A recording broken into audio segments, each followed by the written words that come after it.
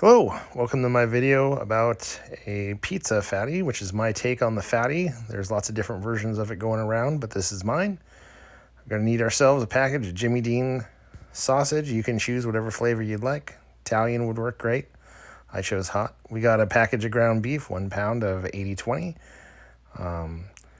Then we have a package of fresh mozzarella pearls. I chose pearls just because it'd be easier to work with, so I don't have to cut something down into smaller pieces. Package of bacon, nothing really groundbreaking here. Package of pepperoni is going to be needed as well. And then some marinara or pizza sauce. I did get mine out of a jar. Flatiron Pepper Company, huge fan of their pepper and my grinder attachment. And some SPG, salt, pepper, garlic, my custom blend that I keep on the shelf. I had some cheese, some spare cheese in the fridge. Want to go ahead and get rid of that, so I'll just throw some in there as well. So we're going to take our sausage and our hamburger. We're going to mix it together. Add in some SPG, salt, pepper, garlic. Get that mixed together. You do want to note, however, that you want to make sure you don't overwork your meat. If you massage your meat too much here in the mixing process, what ends up happening is it'll break down and then it won't hold together very well. Adding the salt, pepper, garlic, and the pepper, mix that thoroughly. Going to go ahead and put this out on a pan. Go ahead and spray some non-stick on your pan, which will make this easier so that the meat doesn't want to try to stick to the pan itself.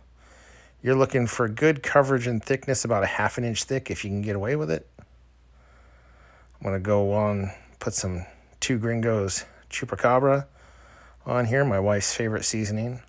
Now keep in mind you have sausage in here with the burger, so you don't need to heavily season this, just enough to taste there. So go ahead and sprinkle that on. Got that foundation laid out just fine.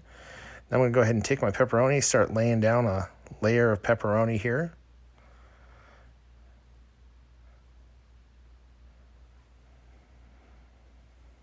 And it should be noted that you can, of course, use whatever pizza toppings you prefer.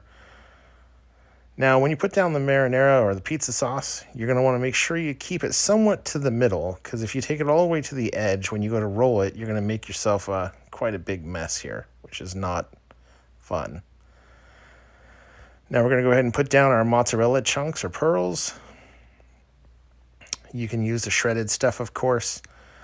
I would suggest using whole milk mozzarella, though, so that you get that nice chewy, gooey, stringy effect from the cheese itself versus like the skim varieties. Go ahead and put a little bit of extra seasoning on here. Again, nothing crazy.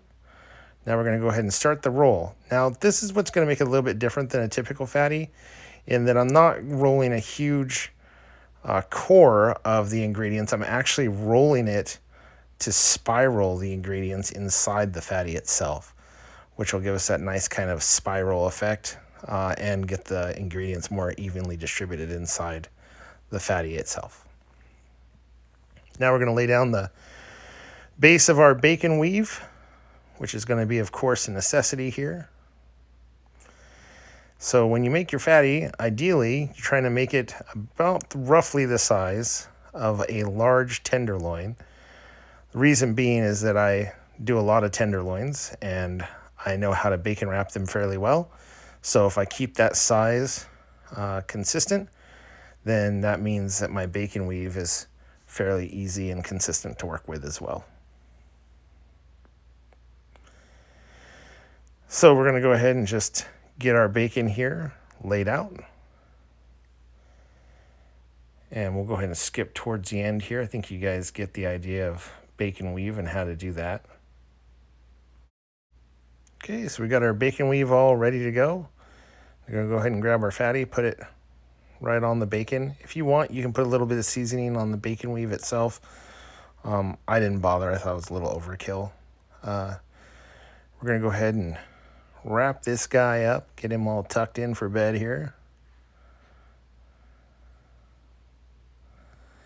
And make sure you try to close up the ends of your fatty as much as you can, just to stop from the ingredients from leaking out too egregiously, but everything's looking nice there. And of course, as this cooks, the bacon will kind of lock up and keep everything not only tender and moist, but also make sure that it stays intact. A little bit of seasoning on top of the bacon weave itself. In the smoker it goes. I went ahead and did 250 for about 3.5 hours. You can see the process as it comes along. Got a real nice finish on that. A little bit of mozzarella peeking out here and there, which is really nice. Bacon got just the right char on it. I was looking for there. And I'm going to go ahead and cut her open now and take a look and see what we got. We're going to cook this to an internal temperature of 165. So that's going to be an internal temperature of 165, and I suggest you probe it in several spots. Make sure you don't accidentally get a false reading off of some cheese or any of the internal ingredients. So as you can see, we get a nice little spiral effect here. Instead of having just one big log of cheese in the middle, we have a little bit of a distribution of ingredients, which is nice and what we're looking for. This also has the pizza sauce in there as well, with, of course, all the pepperoni and everything else, giving you really that pizza profile flavor, and also keeping everything nice and juicy and tender and all that good stuff we're looking for. So, of course, here's the gratuitous melty, gooey cheese shot. And we're going to plate this up. I like to personally serve this with a little dish of marinara, kind of like a dipping sauce, but you can, of course, fill in the blanks however you like in that regard. Here's some final product. I went ahead and paired this with some smoked asparagus, which is one of my wife's favorites. And this is just a really nice hearty meal. So happy cooking.